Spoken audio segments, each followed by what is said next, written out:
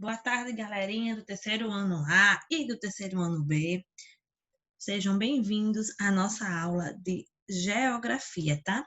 E hoje nós vamos estudar sobre a utilização e conservação dos rios, tá? Dando continuidade ao nosso conteúdo. Então, vamos lá. Então, o rio, tá?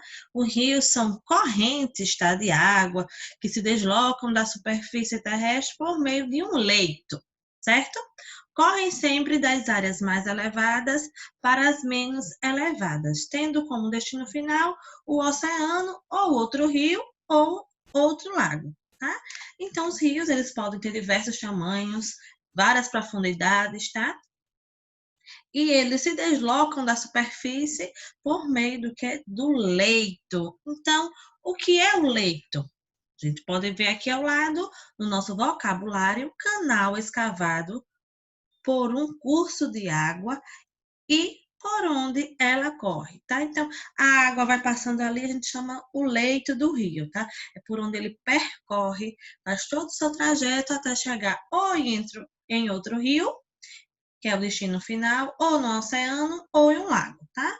Tem rios que percorrem e atravessam várias cidades, como é o caso do rio Danúbio, que ele atravessa 11 países da Europa, tá? Então, essa parte aí é na Eslováquia, então ele atravessa 11 países. Olha que interessante, um rio só atravessando 11 países. Interessante, né? Então, a utilização e conservação dos rios. Vamos ver a utilização.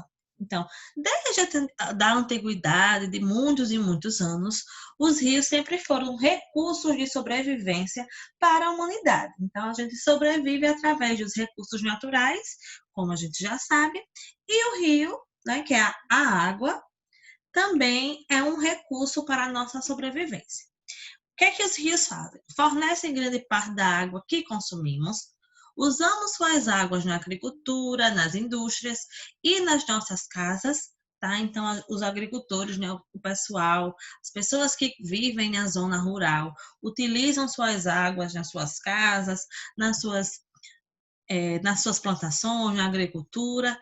As indústrias também utilizam a água, né, dos rios nos seus processos industriais de produção, tá? E nós utilizamos nas nossas casas. Usamos também, principalmente, para a nossa higiene pessoal, tá? Tomar banho, lavar as nossas mãos, usamos nos serviços domésticos de casa, como na limpeza e entre outros fins, tá? Então, olha a utilização do rio, da água do rio para a humanidade, né? Então, sobrevivência e também várias utilizações dessa água. Então, existem também outras utilizações, que são as usinas hidrelétricas e as hidrovias. Vamos ver cada uma a seguir, tá? É bem interessante esse conteúdo, certo? Principalmente as usinas hidrelétricas, tá? Não sei se muita gente sabe, mas usinas hidrelétricas, elas produzem energia através de quê? Da água. Então, vamos lá. A usina hidrelétrica.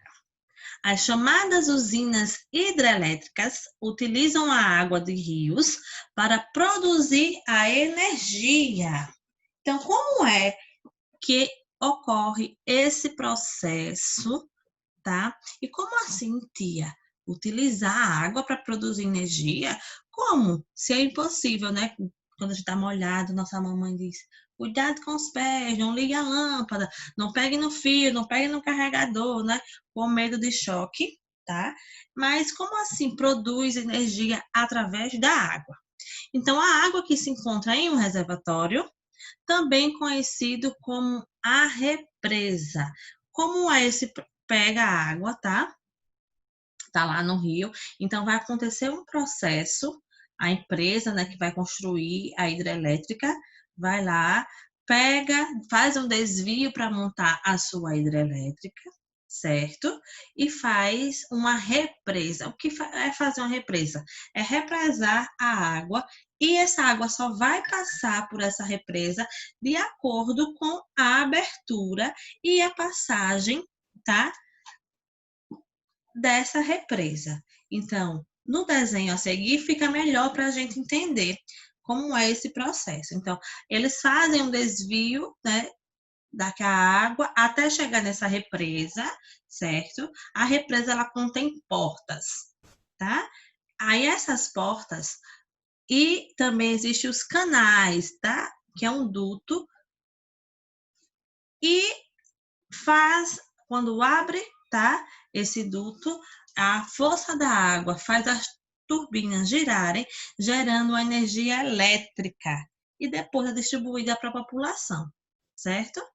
Então, ao passar pelo duto em direção ao rio, tá? A água que se encontra em um reservatório, que também é conhecido como a represa, ao passar pelo duto em direção ao rio, faz as turbinas girarem, gerando a energia elétrica que será distribuída para a nossa população. Então, vamos entender melhor com um exemplo. Aqui está o funcionamento de uma usina hidrelétrica. Então, vamos lá, ó. Aqui em cima, tá? É o rio. Então, isso daqui a gente chama da represa, tá? Aqui em cima, ó, daqui a gente chama de represa. Então, vem aqui, ó, a água do rio vem para cá, que chama o canal passa por um duto, ó. Então, a água daqui, ó, do rio passa por aqui, cai aqui, passa pelo duto, a força da água faz a turbina girar, então as turbinas giram com a força enorme, tá? Então, o gerador pega, tá, as turbinas, a energia dessa turbina, que é uma energia mecânica, estabelece aqui o gerador transforma em energia elétrica que vai para as linhas de distribuições, tá? Então, vem por aqui, a água cai aqui, passa pelo duto, é uma força muito grande, tá? Então, quando a água cai, que ela vem pelo duto, pode perceber que é como se fosse um cano, tá? Cai aqui, passa pelo duto, quando chega no duto, tem várias e várias turbinas aqui, ó. A força da água gira essa turbina que produz uma energia mecânica, passa para o gerador encaminha para, transforma, né, essa energia mecânica em energia elétrica e passa para as linhas de distribuição. Mas depois que essa água daqui passa pela turbina, ela vai para onde? Para o rio novamente, certo? Então, o rio começa aqui, tá? A empresa, né, constrói essa represa, a água cai, passa por aqui, é um processo. A água vem daqui do rio, passa pela represa, passa pelo duto, turbina, gera energia e depois a água volta para o rio novamente, sem estar poluída, certo? Interessante, né, gente? Então, como é que a água se transforma em energia? A força da água gira, a velocidade da água gira a turbina, o gerador transforma a energia mecânica da turbina em energia elétrica e distribui, tá, para as linhas de distribuições de energia que está, né, fornece e abastece as nossas casas. Agora, as hidrovias, tá? Então, em várias regiões, os rios desempenham um papel fundamental, pois são usados como vias naturais de circulação, chamadas hidrovias, tá? Então, o que são essas vias naturais de circulação? Para as pessoas circularem, os barcos, as embarcações, em modo geral, então, são chamadas de hidrovias, tá? Nós temos as ferrovias, as rodovias e também as hidrovias, tá? E ao longo do qual as embarcações se deslocam transportando mercadorias e pessoas, tá? Então, tem as barcas que transportam as pessoas e os barcos menores, e também as embarcações maiores que transportam mercadorias das mais diversas peças, alimentos, tá? Das mais diversas tipos de mercadorias, tá? Então, a hidrovia é uma rota pré-determinada para o tráfego de embarcações. Para tornar-se uma hidrovia, o rio necessita de algumas condições especiais, como, por exemplo, a profundidade adequada. Então, gente, não é só a gente olhar um rio e dizer, ó, por aqui vai passar, né? Esse rio vai se tornar uma hidrovia. Não, ele precisa ter uma profundidade adequada, tem que ver onde o rio nasce, onde ele vai terminar, onde vai chegar ao final do seu percurso, se aquela rota que ele faz é viável, então tem que ter várias condições especiais para ele se tornar uma hidrovia. Então vamos ver o exemplo aqui. Então, o Brasil tem algumas hidrovias, tá? Aqui temos a hidrovia do Tietê-Paraná e a outra hidrovia de São Francisco, tá, gente? Olha aqui, as embarcações, tá? Ó, elas entram, aqui tem tipo uma espécie, aqui nessa primeira imagem, tá? A embarcação vem por aqui ela descarrega, tá? A sua mercadoria, volta e faz o seu percurso final. Aqui é a mesma coisa, tá? Podem perceber que as embarcações de mercadorias, tá? Que transportam mercadorias, elas são enormes. Vários contêineres, ó, para aqui. Vários e vários e vários.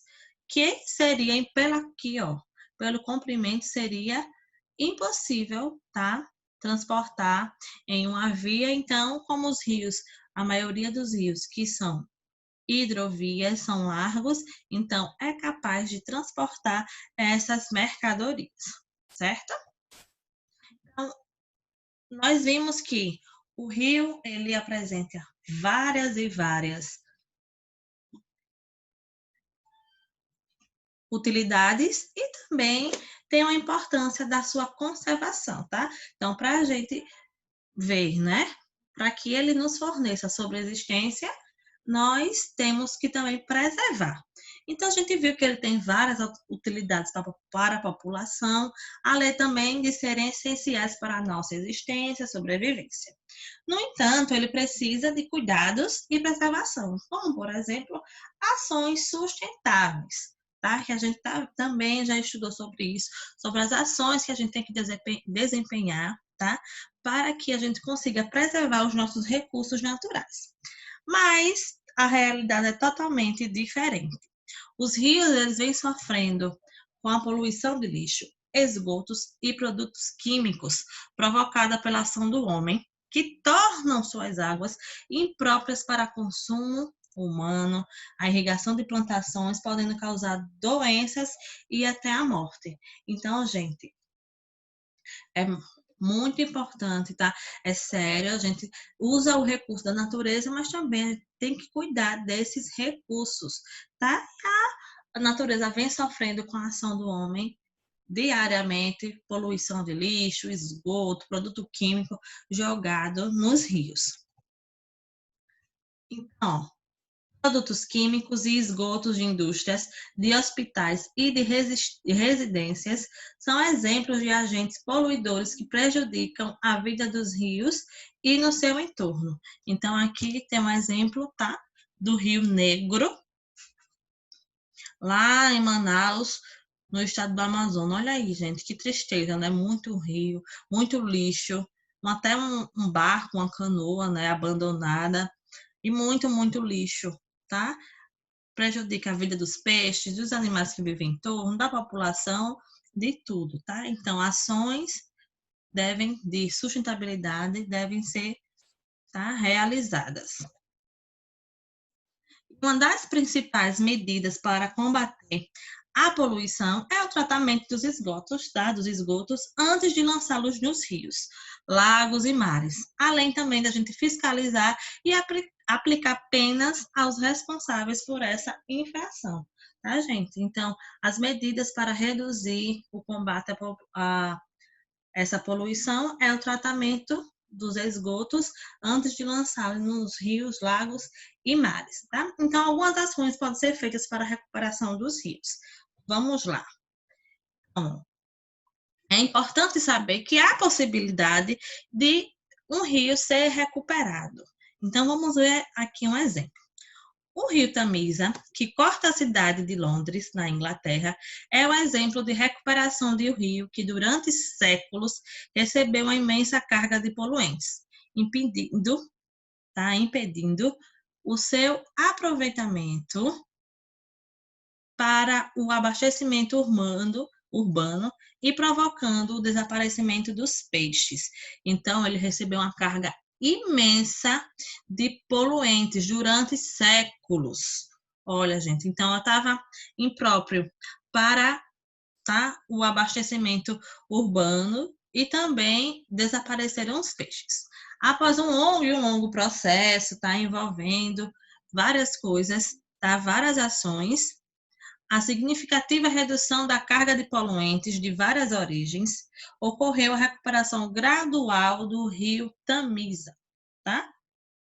Que atualmente abriga diversas espécies de peixes.